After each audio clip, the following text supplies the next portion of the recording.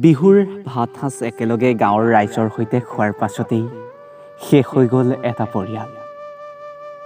বিহুৰ আনন্দৰ মাজতে নিশেষ হৈ গ'ল এটা পৰিয়াল।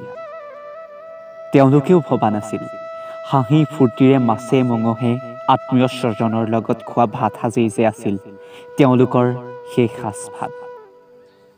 নিশা শোৱা পাতিলৈকে হাঁহি ফূৰ্তিৰে যোৱা পিতৃ মাতৃ আৰু তেওঁলোকৰ 2 সন্তানে নেদেখিলে পুৱাৰ সূৰ্যৰ কিৰণ।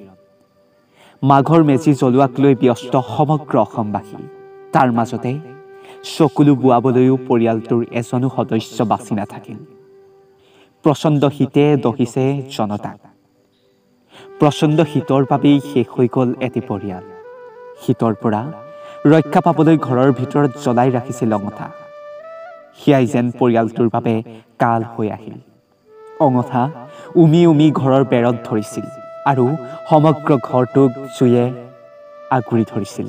নিমিষতে জুইত শেষ হৈ গৈছিল পিতৃ মাতৃসহ 2 সন্তান।